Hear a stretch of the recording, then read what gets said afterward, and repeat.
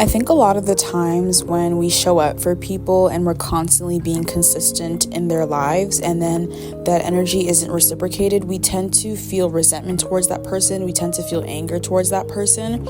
And honestly, that's been me my whole entire life. I constantly pour into people. If I'm ever in a relationship, platonic, romantic, a family relationship with somebody, I give 110%. But a lot of people don't reciprocate that energy.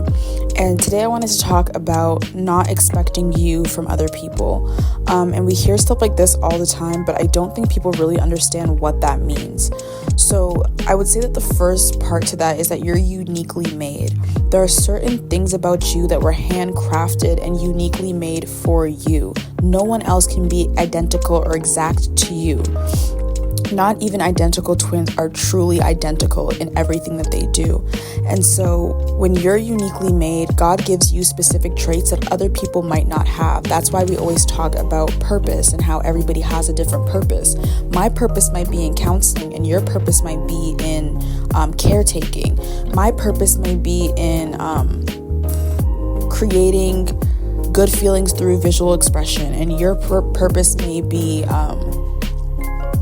giving through teaching people good financial skills. Like, honestly, it is so broad. There are so many different things that God can implant in our lives that can drive us towards purpose, but not everybody is the same. And so a big thing that I felt was super annoying was I'm an overgiver. I always give. And often us overgivers think it's a flex to be an overgiver, but in reality, we're often the most used and we're always walked on. And an example I can give of this is I have a person in my life, a family member in my life, and I always give to this person. I always give this person the benefit of the doubt.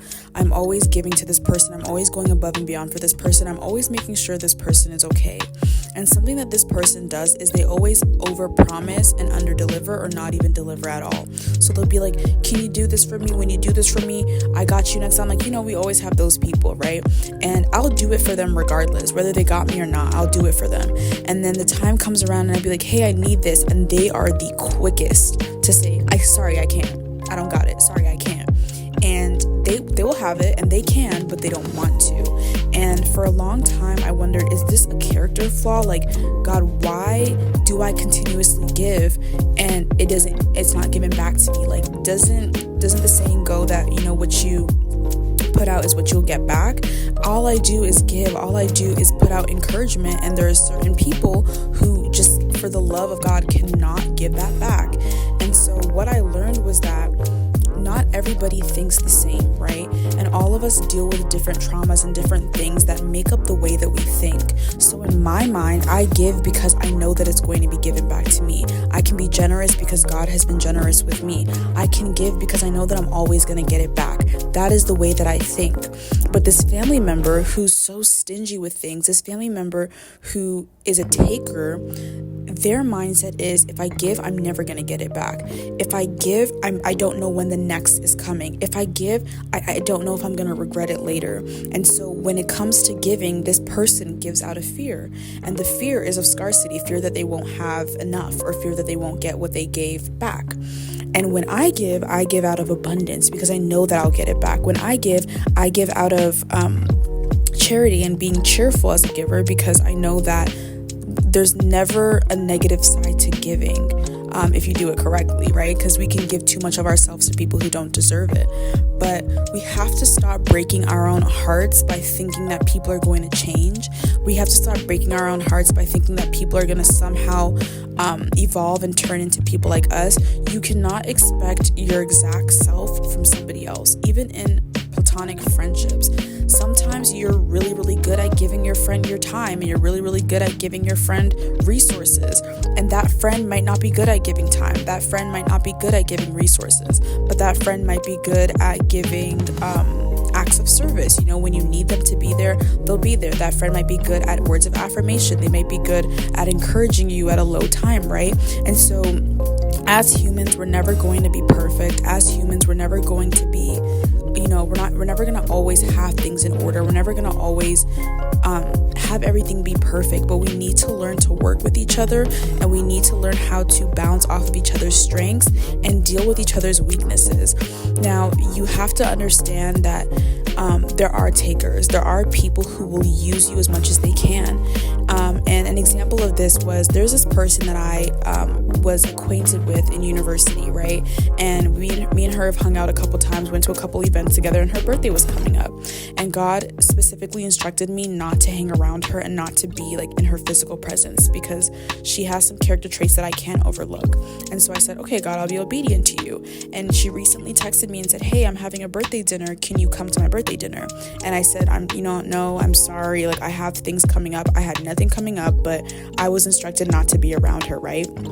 I wanted to go to that birthday dinner so bad, but my insecurity was telling me, if you tell her no, she's going to be mad at you. If you tell her no, she's going to think you're lying.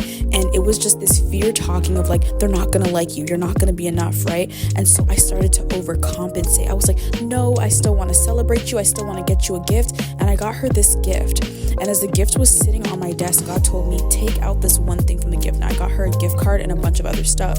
And I'm like, and in that moment, the Holy Spirit was ministering to me and telling me, like, you are giving way too much.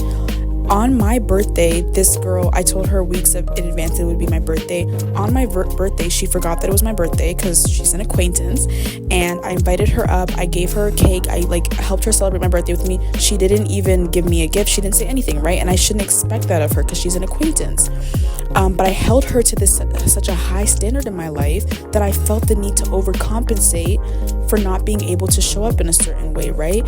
And if I had given her that full gift and hadn't taken out, the gift card or whatever, then she would have seen that and then thought, oh, this girl overgives. Oh, this girl's doing the most and I'm barely even friends with her. I'm going to stay connected to her. I'm going to continue to be in her life because it comes with a bunch of benefits and all I have to do is just be here. I'm not even doing anything for her. I'm not adding to her life, but she's giving me all these things.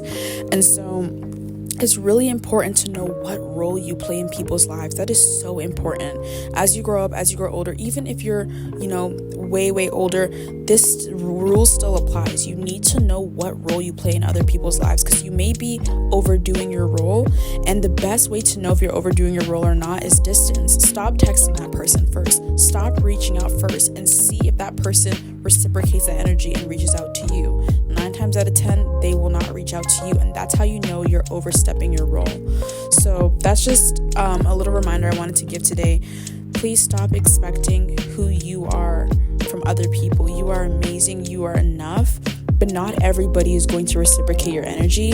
And that's when you need to set boundaries and let yourself know that I can't give all of me if people aren't even willing to give half of them, right?